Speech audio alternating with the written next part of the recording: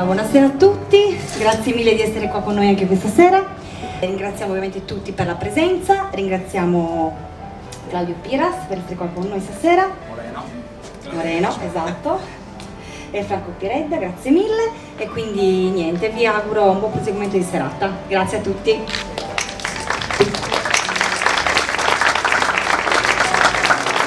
Buonasera, benvenuti. Un ringraziamento particolare all'amministrazione che ancora una volta ha dimostrato una sensibilità particolare non solo per portare avanti degli eventi all'insegna della cultura e dell'arte, ma soprattutto per portare avanti degli eventi che riguardano dei ragazzi della nostra terra. Claudio Piras Moreno è un ragazzo di Budoni, è arrivato quando aveva già qualche anno, poi lui è un girovago, gira il mondo un po' per lavoro, un po' per una serie di vicissitudini personali, però è un ragazzo di Budoni, è un ragazzo della nostra terra e quindi è giusto valorizzarlo, è giusto anche valorizzare la sua opera, che poi vedremo è stata mirabilmente costruita, condotta e realizzata. Un ringraziamento anche alla biblioteca, alla Paola Scanu, che è sempre come dire, sensibile alle nuove proposte e a questo lavoro e che dirige con grande cura questa biblioteca, che è intestata soprattutto a Liberato, che era un grande amico, un grande uomo di cultura. Mi avrebbe fatto piacere se stasera ci fosse stato lui al mio posto a presentare un ragazzo come Claudio Piras Moreno, che è veramente un ragazzo che ha tante doti, forse, anzi, senza il forse, lui sicuramente meglio di me avrebbe potuto esaltarne le caratteristiche, il talento, la bravura e saper illustrare al meglio anche questo libro, che è veramente un libro che mi ha colpito in maniera particolare.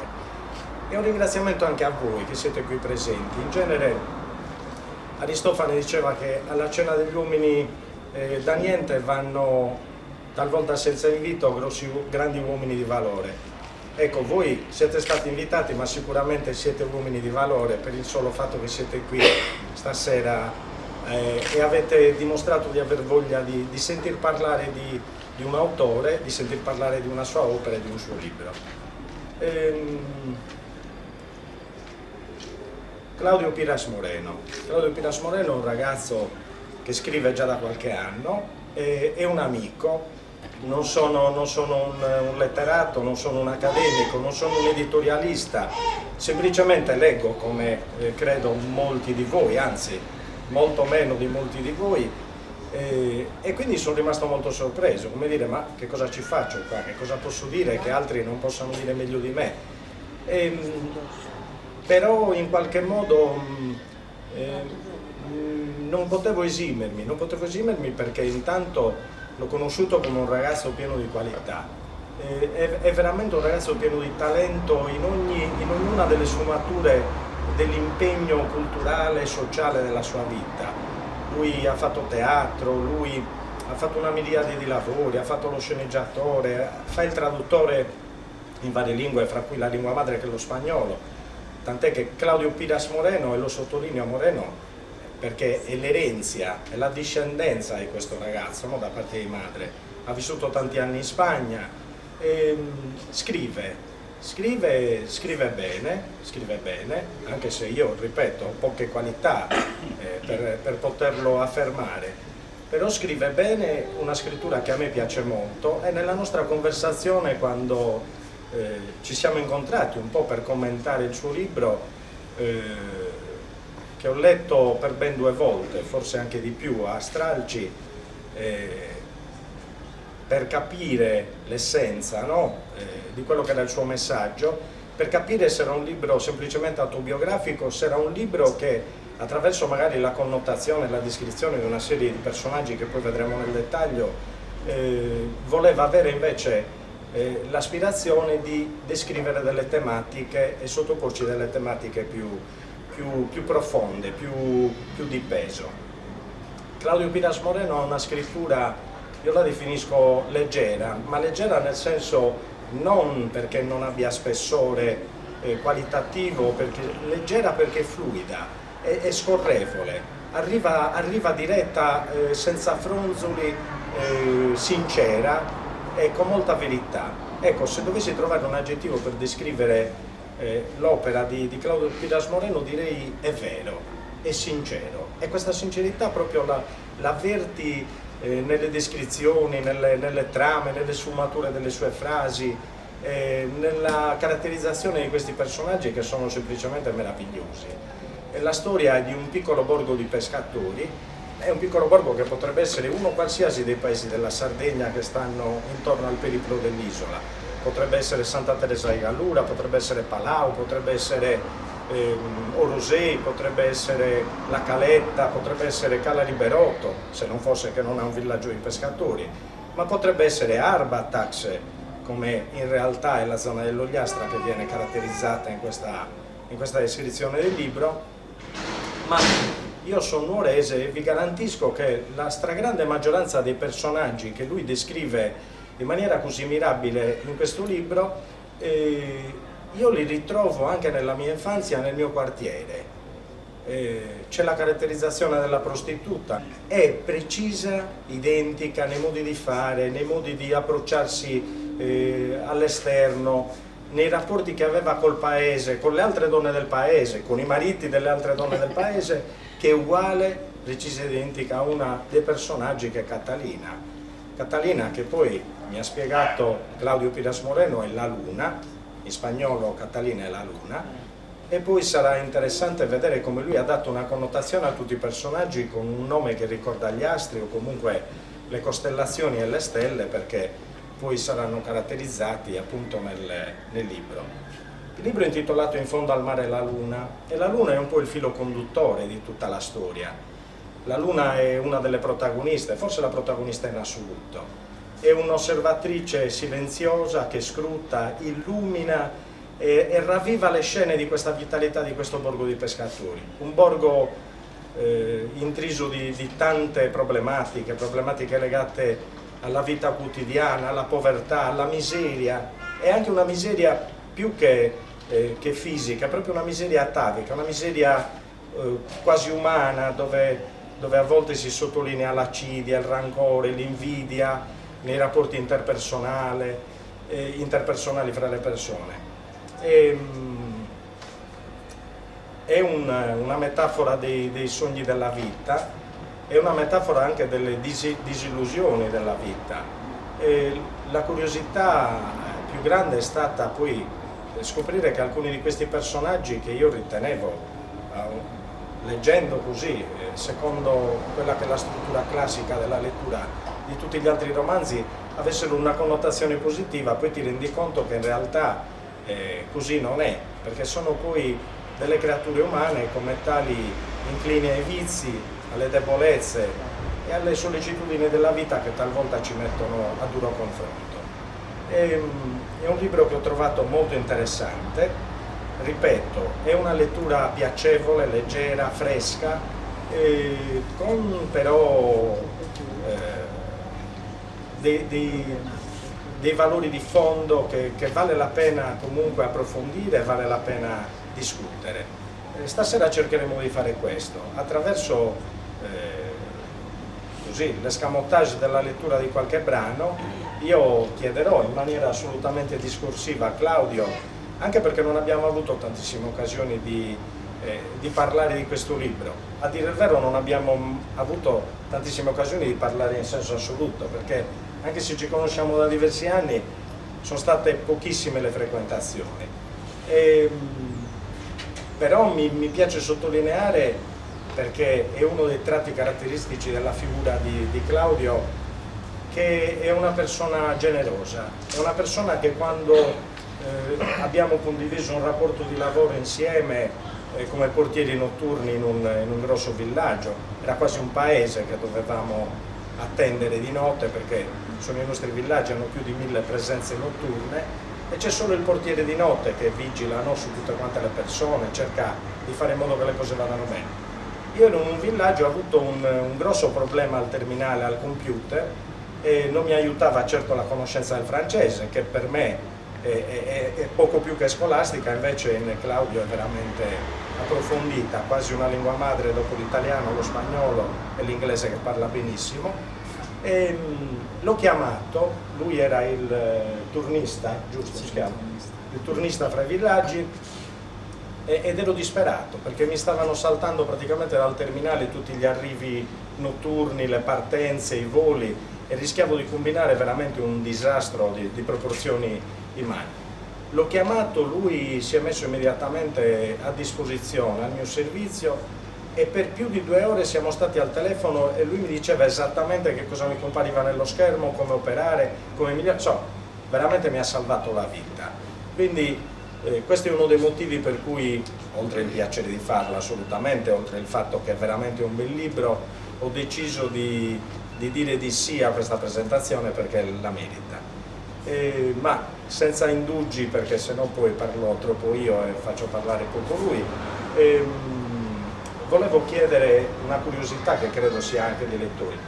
Questo libro in che misura è autobiografico per te e se hai avuto qualche trasposizione dalla vita reale o delle tue esperienze di vita vissuta? Sì, penso che per ogni scrittore, ogni autore ci sia sempre nei suoi libri una componente autobiografica e sicuramente un po' in tutti i miei libri questa componente c'è. Forse questo è il libro in cui questa componente autobiografica è maggiore, soprattutto perché io vengo da una famiglia di pescatori. Padre, e tutta la famiglia Sì, ha avuto a che fare col mare, no? Esperienze di mare. Mio padre, mio nonno, tutti i miei zii, eccetera. E infatti ci tenevo proprio a descrivere questa anche parte della tua infanzia. Sì, questa parte della mia storia che è mia ed è anche dei miei avi, di mio padre, dei miei zii, dei miei cugini, eccetera. E poi tra l'altro è autobiografica anche perché anch'io più o meno all'età dello stesso protagonista, che è Lorenzo, uno dei 2 protagonisti, sono stato imbarcato in un peschereccio ad Arbatax, un peschereccio con un capitano che nelle fattezze fisiche è molto simile a Ferdinando Celere, che è il capitano di Lorenzo, però caratterialmente è molto diverso perché il mio capitano, quello del peschereccio dove lavoravo io, aveva un carattere molto ma molto più forte, un classico comandante dei vecchi tempi, come può essere anche mio padre, che è ancora peggio in un certo senso, perché ha un carattere che non lo smuovi neanche in nessun modo, a volte neanche il mare lo piegava. No, assolutamente no. E alcuni dei ricordi più particolari che ho avuto in quell'esperienza sono stati per esempio a parte la rudezza degli orari, anche che non c'era nessun orario nell'attività di pesca, a volte si dormiva anche solo 3 ore, 3 ore e mezzo a notte, e poi si lavorava sempre in condizioni abbastanza disagevoli, che ne so, si escava la mattina il palamito, un po' come descrivo con Lorenzo, e sopra il boccaporto di poppa da dove uscivano tutti i gas tossici del motore. Sì, ok, perfetto. Sente già con difficoltà qua, immagino io. Ah, va bene. Ok, forse è meglio con questo. Dicevo, ho visto tante cose bellissime in quell'esperienza, anche tante cose un po' che sono delle contraddizioni. E tutto questo ho cercato di inserirlo nel romanzo. È biografico però limitatamente, no? Adesso quando lo leggerete non pensiate che tutto quello che ho scritto sia veramente successo, perché non è così assolutamente. Molto di meno di quello che c'è scritto mi è successo, però sì, ho avuto delle esperienze particolari, tante non sono riuscito neanche a metterle, non le ho messe, bellissime, che ne so, tipo il volo dei pesci rondine a pelo d'acqua che sorvolano il mare uno dietro l'altro e sparando il peschereccio. Io questo non sono riuscito a metterlo, l'avrei voluto mettere, o di notte il mare che si ricopriva di calamari o di totani praticamente non vedevi più l'acqua, vedevi solo i totani, un'estensione di totani o di calamari per tutto intorno, che poi sono immagini che forse adesso non è più neanche possibile rivedere, perché ormai i pesci, i totani, i calamari ce n'è sempre di meno, il mare è sempre più sfruttato, e questo è anche un altro tema di cui tratto tantissimo nel libro. E quindi sono immagini che non tutti avranno il piacere di vedere, e io invece questo piacere, per mia fortuna, l'ho avuto, e per questo ho voluto scriverlo, ho voluto metterlo nel libro. Una delle cose che mi ha colpito, come diceva giustamente Claudio Piras Moreno, è che questo libro per certi versi in alcuni tratti ha proprio dei romanzi dei vecchi lupi di mare. Mi ha ricordato Moby Dick, Il vecchio e il mare, mi ha ricordato proprio l'epopea dei grandi capitani coraggiosi. E la cosa curiosa è stata che, contrariamente a quelli che sono dei romanzi storici, no? Entrati oramai nell'Olimpo, così, sono pietre miliari per chi scrive sul mare, lui ha questa facilità di descrivere. Io ho coniato un termine, magari esiste anche, ma nella comunicazione, quando si usa un termine che evoca, è evocativo, non evoca solo ed esclusivamente il significato del termine o che la parola ovviamente ha in sé, ma è multitasking, è multisfaccettato, multidisciplinare. Lui ha questo grande talento, secondo me, utilizza poche parole nel componimento della frase, no?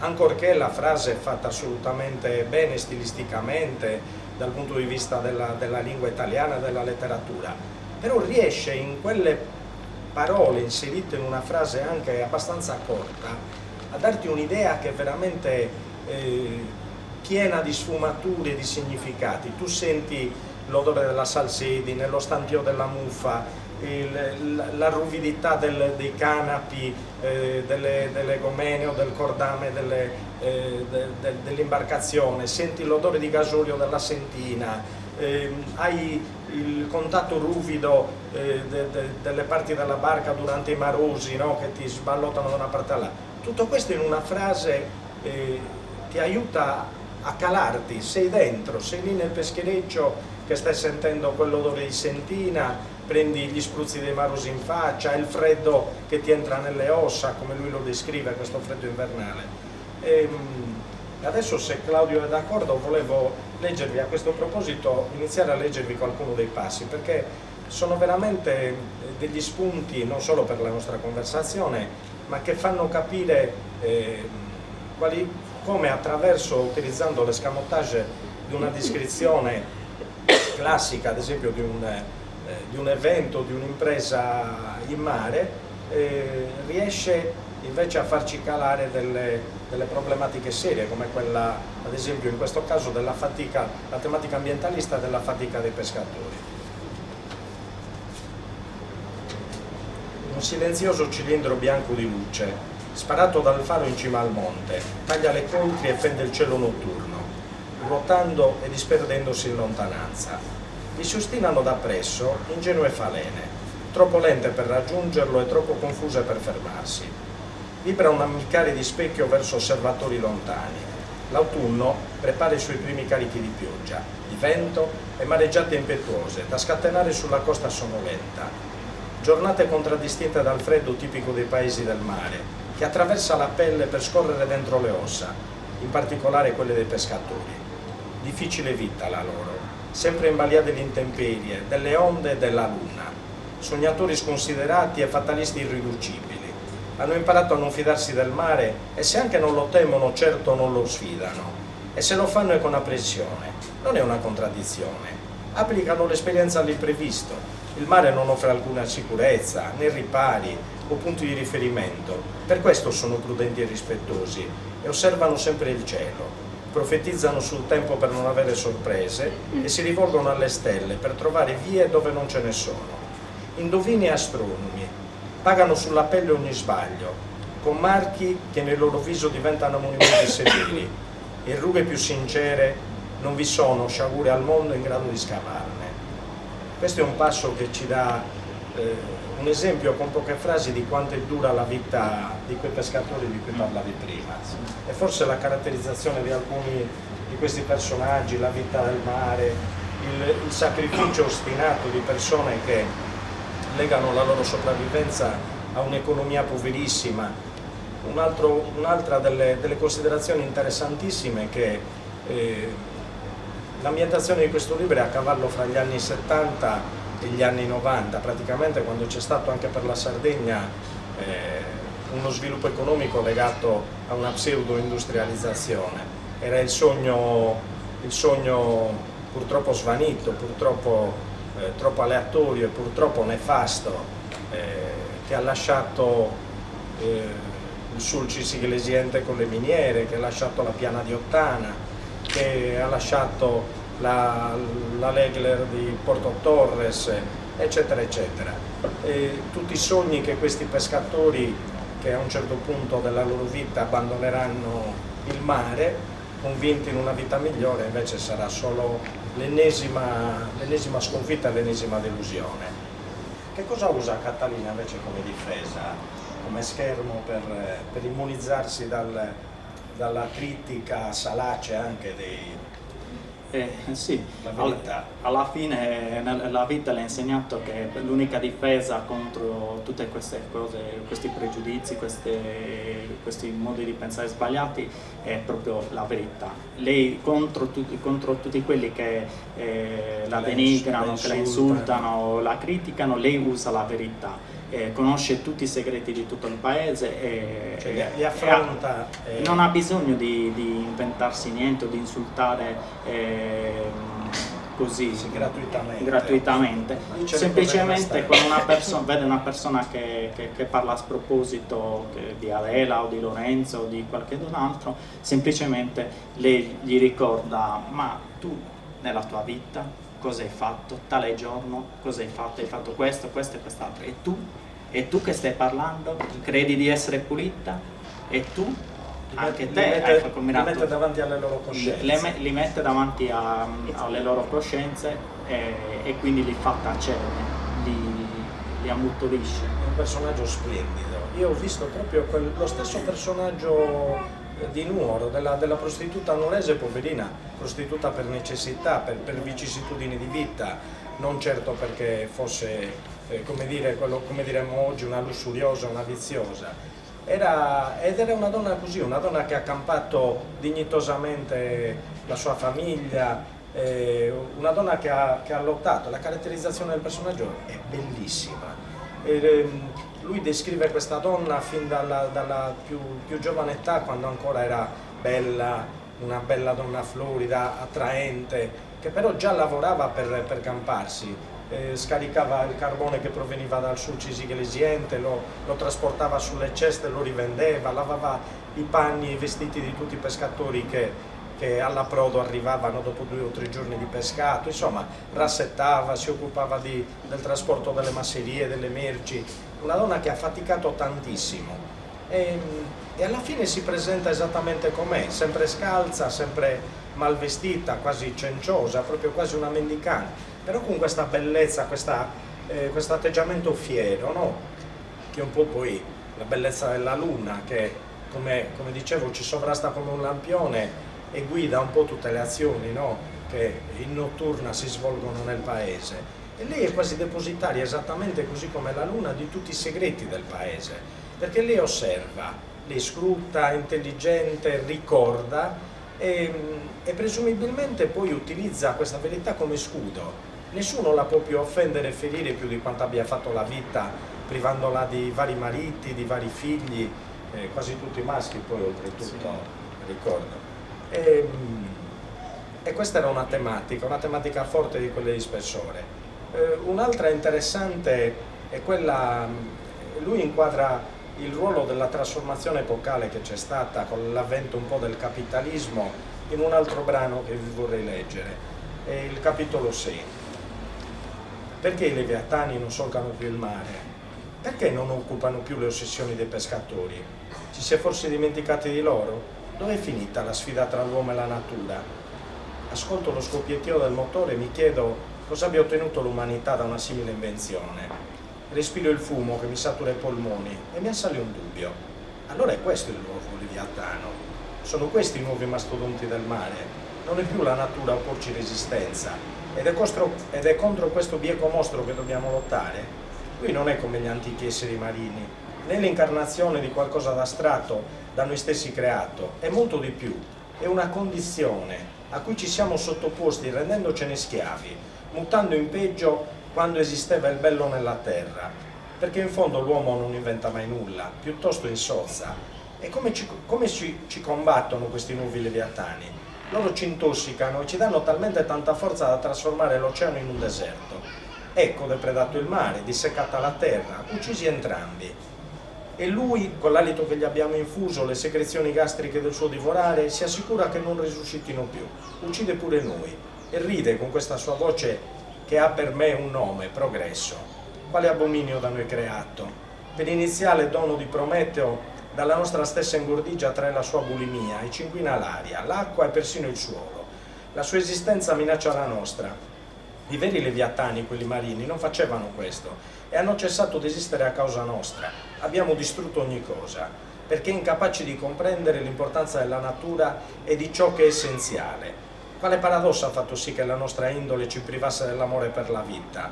Non la perseguiamo più, né in ciò che mangiamo, né in quel che respiriamo, neppure nei desideri. Aneliamo cose che non ci servono e per averle siamo disposti a sacrificare il nostro prossimo. Abbiamo ammazzato ogni istinto di sopravvivenza, di noi stessi, della nostra discendenza e dell'intera umanità. Non temiamo più a nulla e l'ignoto non ci fa più paura. Per questo non crediamo più in nessun Dio. Abbiamo reso così orrenda la vita che l'oltretomba non ci terrorizza più. Respiro il fumo che esce dal boccaporto di poppa e i miei polmoni iniziano a temere. Ben avrei sfidato il freddo, la fatica dei remi, il lento passare del tempo, ma questo è disumano e non posso sopportarlo. Tossisco, mi lacrimano gli occhi, mi ammalo. No, non può essere, sono soltanto fisime, perché da poco che sto sopra questa barca. Suggestione dunque, non altro. I miei polmoni si comprimono disgustati, ma sono ancora sani. Allora osservo Elia, una follia lucida gli illumina lo sguardo. Lavora come se stesse determinando il proprio destino e invece intrappola, imprigionato nella gabbia che un uomo prima di lui ha costruito. Le convenzioni sociali non ispirano interrogativi. È entrato nel ventre della balena e ci rimane. L'ha fatto di sua spontanea volontà e impresso ha nel viso il sorriso ebete di chi è colto da paresi. Si è dimenticato di se stesso, è ammalato, come tutti di volontà di sofferenza, ma pur di non ammetterlo si mostra contento. E lo è per Dio, lo è. Mi allontano perché potrebbe essere infetto. Vorrei scendere da questo battello ma non posso. In alto mare non vi approdo, solo eterno vagare, anche quando si sta fermi. Bisogna attendere il rientro in porto per riprendere contatto con la terra, per ridiventare umani, o almeno per cercarla questa umanità.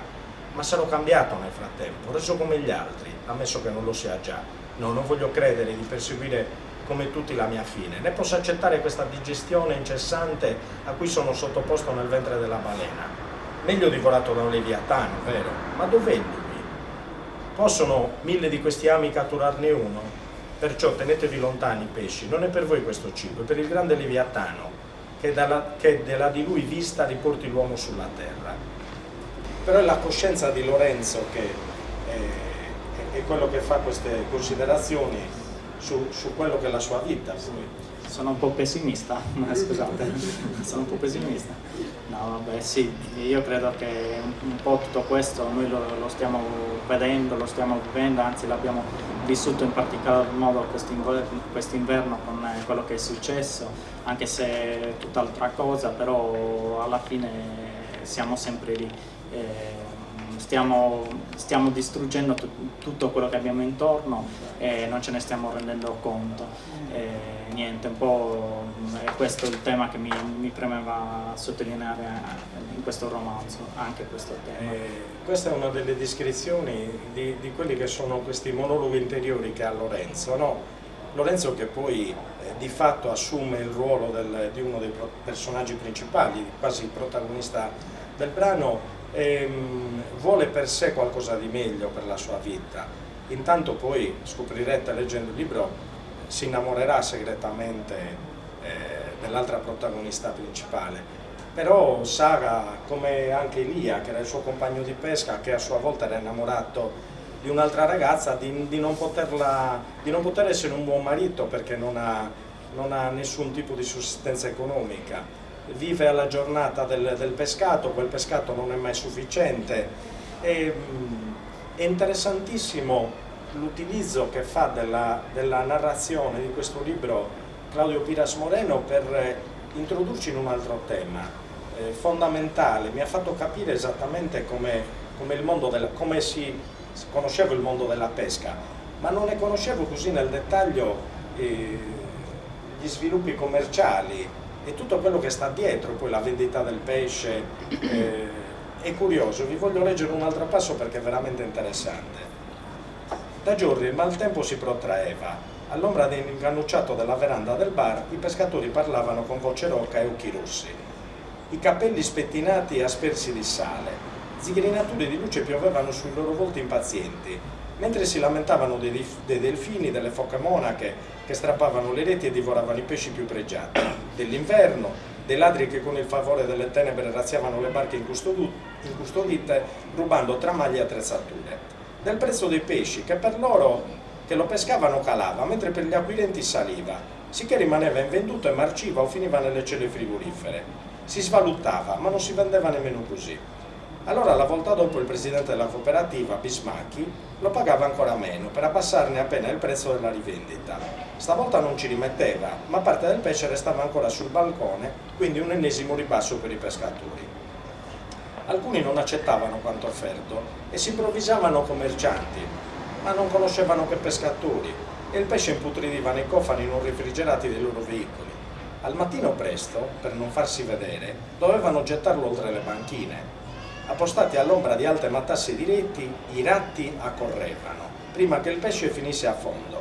Si tuffavano per raccattarlo circospetti e smaniosi lo mangiavano ai bordi del molo, con i granchi tutto intorno a rubare gli avanzi pinzandoli con le chele e ritrascinandoli in acqua. Ma a mezzogiorno nel porticciolo giungevano i gatti e fuggivano i topi. Dalla pescheria volavano altri scarti, stomaci, code, tesche e pescetti maleodoranti che i nuovi convenuti trangugiavano litigando tra di loro. E la sera altri pesci, guasti, cadevano dalle barche nel rientro del porto e ancora dalla pescheria in chiusura. Arrivavano i cani annusando l'aria e sparivano i gatti. Rizzavano il pelo, miagolando, schizzavano su per i muri, sparivano e non li si rivedeva fino al giorno dopo. Bocche più grandi avevano sostituito le loro. E si udiva un basso ringhiare, un abbaiare feroce. Non si ripetevano altri lanci ed era una fortuna perché chissà cosa sarebbe accorso stavolta. Non riescono a fare il prezzo che è quello che poi gli permetterà di avere pochi soldi da portare in famiglia per comprare le altre derrate alimentari. Questo veramente intanto mi ha fatto vedere uno scorcio del porto di Arbatax, no? Che è lontano dal porto commerciale e turistico. Mi sono immaginato queste gomene, all'ombra di queste gomene incredibili, con questa puzza maleodorante di pesce guasto, e questi topi che giocano, i gatti che arrivano, i cani, scappano i topi, scappano i gatti. Cioè, è divertentissimo come in poche frasi riesca a dare una connotazione del porto proprio così, no? Un po' pittoresco. E queste sono cose che hai vissuto sicuramente. Sì, le ho vissute, le ho viste, ho visto spesse volte i topi nuotare nell'acqua che quando li vedi hanno uno schifo immenso, ma topi belli grandi, proprio ratti.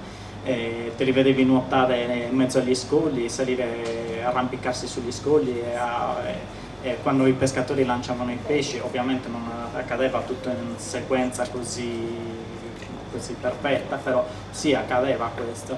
Vedevi i topi cercare di arraffarsi un pezzo di pesce, un pezzo di calamaro e poi c'erano ovviamente anche i gatti che andavano a razziare i granchi che lo tiravano e pure i cani, perché anche i cani mangiano pesce. I ratti lo prendevano dall'acqua per riportarlo sul molo, i granchi lo prendevano dall'acqua per riportarlo in acqua, cioè era una lotta. Una lotta proprio... Sì, nel libro cerco di far vedere proprio questa lotta per la sopravvivenza continua. Cioè la miseria praticamente coinvolgeva anche gli animali, non solo l'uomo, ed era una miseria vera di quelle.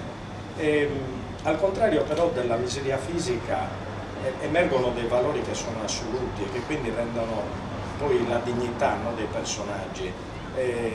C'è una caratterizzazione della natura, oltre alla descrizione del mare, che a mio avviso fa benissimo, e che riguarda quello che lui ha definito la vegetomorfizzazione delle piante, delle divinità. Praticamente lui, nella descrizione di un altro della distruzione di un altro degli elementi naturali, che è la terra, la montagna, perché tutti ci siete stati, credo, ma Arbatax, come la maggior parte dell'Ogliastra, ha la fortuna, trattino sfortuna, di avere delle coste bellissime, un mare meraviglioso, con delle montagne che arrivano a strapiombo sul mare. Quindi gli incendi, quando devastavano la montagna, erano percepiti anche dai pescatori sul mare. Loro vedevano come un anfiteatro, quasi come uno spettacolo, questo fuoco.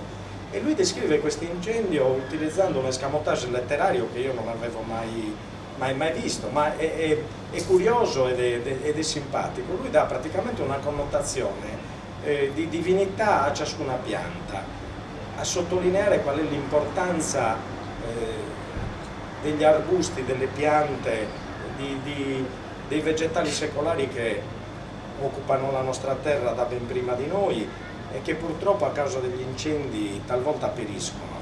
Venne un'estate torrida, ma con i suoi 1000 più anni Bacco non la temeva. Ebbro di secoli stiracchiò i propri viticci pensando piuttosto a come le sue uve sarebbero maturate con il sole e a come le avrebbe dispensate alle altre divinità. Era lui il dio più importante della zona. Questo, scusatemi se mi interrompo, è un riferimento importantissimo perché tutta la zona dell'Ogliastra, in particolare Ierzu, Loceri, Baunei, sono importanti per il vino, che è proprio una ricchezza, ma sono importanti soprattutto perché uno dei vitigni, se non quello più antico al mondo, è stato proprio trovato, di Cannonau, è stato trovato proprio in questa zona. E quindi lui utilizza anche questa conoscenza particolare per descrivere che il vino è importante non solo per l'economia, ma è importante anche come vegetale, perché è della notte dei tempi che è quella terra. E come le sue uve sarebbero maturate con il sole, come le avrebbe dispensate alle altre divinità. Era lui il dio più importante della zona. In primavera si protendeva in ogni direzione ed d'estate si ritraeva per accogliere le api che per prime avrebbero assaggiato i suoi frutti, seguite dai vecchi pastori di passaggio, dagli uccelli, dai ratti e da qualsiasi altro animale goloso di frutta. Dolci come il miele erano i suoi acini, scuri e piccoli, ricoperti di una patina grigia, e il loro succo dava sollievo dall'arsuta. Finita la stagione secca sarebbe sopraggiunto l'autunno, le foglie diventate di fiamma gialla, arancia e rosa sarebbero cadute a formare un tappeto. I chicchi rimasti una volta appassiti avrebbero dato sostentamento agli animali dell'inverno. Le loro feci avrebbero arricchito il terreno per la primavera ed ecco completato l'ennesimo ciclo. Che avevo già affrontato nel mio romanzo precedente, Macerie, ho voluto affrontarla anche qui trattando altri aspetti, altri temi che fanno sempre parte di questo tema principale, quindi sì. Però ci sono anche parti più allegre in questo libro, perché finora abbiamo letto tutte parti un po' così. Erano dei brevissimi stimoli, peraltro, per introdurre quegli argomenti di spessore e di peso. Sì, poi ci sono parti molto più allegre, più leggere, tipo le parti sì. in cui c'è un personaggio, Anna la matta, perché in ogni paese c'è la matta. È bellissima anche qui la caratterizzazione del personaggio, perché lei si mette alla fine, ci spiega ad Adela come fare a conquistare un uomo e Adela glielo chiede, ma non perché voglia conquistare gli uomini, ma perché vuole capire come fare invece ad evitarli, il contrario. E lei dice: non faccio niente di particolare, mi metto in posa a 3/4 sulla finestra e fa questa espressione, secondo lei così interessante dal punto di vista. E quando passano gli uomini la guardano poverina, perché la conoscono fin da bambina qual è la sua condizione di un po' diciamo tarda, e allora la guardano così, un po' con benevolenza o con qualche sorriso che non è assolutamente né ammiccante per quello che pensa lei, e lei invece si illude e si illumina e viene presa da tremori e da quasi spasmi perché sente quest'amore che però non ha mai conosciuto nella sua vita, perché è anche sì, perché molto anche lei religiosa. è educata ad avere dei pudori molto forti. Certo. quindi E lei dice riesce- che ama Gesù e sarà di Gesù. Un particolare molto bellino, non lo dico perché poi lo dovrete leggere nel libro, che è veramente curioso, mi ha fatto sbellicare dalle risate. Ci sono quindi dei passaggi ci sono- simpatici. Non so, io per evitare di, perché sennò poi leggiamo tutto il libro e leviamo la sorpresa ai lettori, però non so se tu ritieni opportuno, se c'è qualcuno che ha magari qualche curiosità, qualche domanda, se abbiamo suscitato così qualche pensiero che possiamo condividere, può essere assolutamente, prima di concludere questa serata, opportuno. Allora, come mai hai utilizzato il personaggio di una prostituta che è comunque frutto e risultato di una cultura maschilista e patriarcale? Grazie della domanda. Sì, l'ho utilizzata proprio per muovere una critica contro questo modo di pensare, contro il maschilismo, contro questa cultura patriarcale. Nessun personaggio meglio di lei poteva far capire alle persone, al lettore, quanto davvero sia stupido avere questo atteggiamento maschilista, quanto invece sia meglio avere un rapporto paritario, è quello che sarebbe da ricercare sempre, non quello né maschilista né femminista, un rapporto paritario. E Catalina è questo che chiede ai suoi stessi paesani, anche criticandoli aspramente. Allora, io sarei venuta ad ascoltare Moreno anche se fossi stata male. Mi avrei preso una tachipirina e Bravissima. non potevo mancare. Però dico la verità, sono sicurissima che il libro mi ha già incuriosito. È quello che piace a me, caratterizzazioni, ambienti, sensazioni, eccetera, eccetera. E ha ragione Franco che il linguaggio è scorrevole, Sì, che arriva su. assolutamente. Però la cosa bella, io non la chiamo sorpresa, perché con te i congiuntivi e i condizionali hanno sempre danzato. Parlo di te, Franco. Non c'è stata una sorpresa perché lo sapevo. Da te. Rosa, usa il microfono. Il microfono. Si sente così. Mi fa enormemente piacere che tu abbia presentato il libro di Moreno. È un Ma piacere molto. mio, credimi, è Sì, un vabbè, piacere sarà mio. un piacere tuo, ma è un piacere anche nostro sentirti.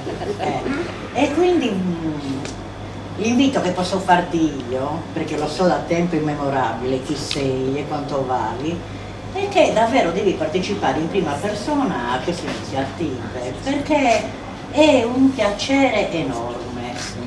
Allora, io ricordo, voglio citare qualcosa che ho letto su internet, perché su internet ci sono anche cose belle. Un ragazzo si rivolge a un saggio e gli dice: ma come mai io ho letto più di 1000 libri, eppure non saprei, mi sembra di non ricordare niente di tutto ciò che ho letto, ma com'è possibile? Non so se alcuni di voi hanno letto questa storiella. E il saggio dice, gli risponde: portami, erano vicino a un fiume, portami un po' d'acqua, prima che io ti dia una risposta, dammi da bere con quel mastello. Questo ragazzo guarda il mastello e vede che era sporco, sporchissimo, e che oltretutto non sarebbe riuscito il mastello collocato, no? A contenere l'acqua. Però non aveva il coraggio di farlo presente. Se me lo chiedi significa che insomma è possibile, a volte è impossibile. E per 5, 6, 7, 8, 10 volte con questo mastello cerca di prendere l'acqua dal fiume per porgerla all'assaggio. Ma poi si vede disperato, insomma, e dice: ma come faccio a dissettarti se il mastello non può contenere l'acqua? Com'è il mastello adesso? È più pulito. Ecco, la stessa cosa fanno i libri, puliscono la mente. Ora, io non è che voglio finire con la piaggeria, però sono certa che innanzitutto torno a casa ragionando in maniera diversa, cioè portandomi appresso delle cose belle, perché è stato un piacere incontrare entrambi e sentirvi. Però sono certa che portandomi via il libro, proprio stasera pensavo, cavolo, non trovo un libro, 7.000 ce ne sono a casa, però non trovo un libro che in questo periodo mi possa in qualche modo stuzzicare. Quando ho letto su internet un po' su che cosa consisteva il tuo libro, ho detto eccolo. Quindi tornerò a casa più ricca dentro, più leggera, a dispetto della fisica, e col tuo libro in mano, che inizierò a leggere stanotte. Grazie di tutto. Tanto ti ringrazio Rosario. Gli ho detto, tu, per quel poco che ne posso capire io, ovviamente, secondo me hai veramente un grande talento, perché per essere scrittore devi avere intanto qualcosa da comunicare, da scrivere, e devi avere le doti per scriverlo nel migliore dei modi, perché arrivi con quella forza, no? Quell'immediatezza, quella freschezza, quella semplicità. Questo è un libro che, se fosse solo per leggerlo come una lettura veramente leggera, te lo berresti in 2 o 3 ore. Il problema è che poi arrivi, no? Così come bere un bel bicchiere d'acqua e poi dentro c'è l'oliva che ti si pianta in gola. La stessa cosa è questo. Lo leggi 2 frasi, leggi un bel periodo, leggi una bella pagina e poi PAM! Ti arriva la mazzata, perché allora lì senti il valore della trasmissione del pensiero, che è fondamentale per quello che ha voluto dire lui. Ecco, lui ha un modo di dirle queste cose, di raccontarle con leggerezza, con piacevolezza descrittiva. Ecco, altri termini non me ne vengono perché, ripeto, non sono un tecnico. Quando ho iniziato così il racconto, questa esposizione, mi veniva da dire: ma cosa ci faccio io qua stasera? Adesso alla fine del racconto mi viene da dire: sicuramente non ci faccio niente, però ho avuto piacere di essere qui. Questa è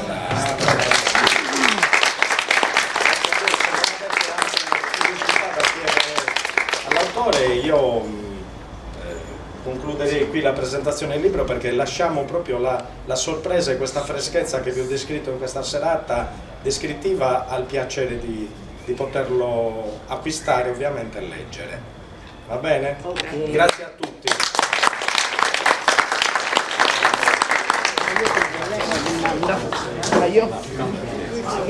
Diglielo, perché ce ne andiamo assieme? Una comunicazione che è importante sul prossimo evento. Esatto, naturalmente grazie per l'ascolto, però volevo dirvi che ad agosto inizieremo un altro ciclo di presentazioni. Il primo sarà il 1° agosto con Giallo Sardo, che è una raccolta dei più grandi giallisti sardi, da Marcello Fois a Ciro Auriemma Troffa, Francesco Abate, insomma Francesca Cata, tantissimi altri.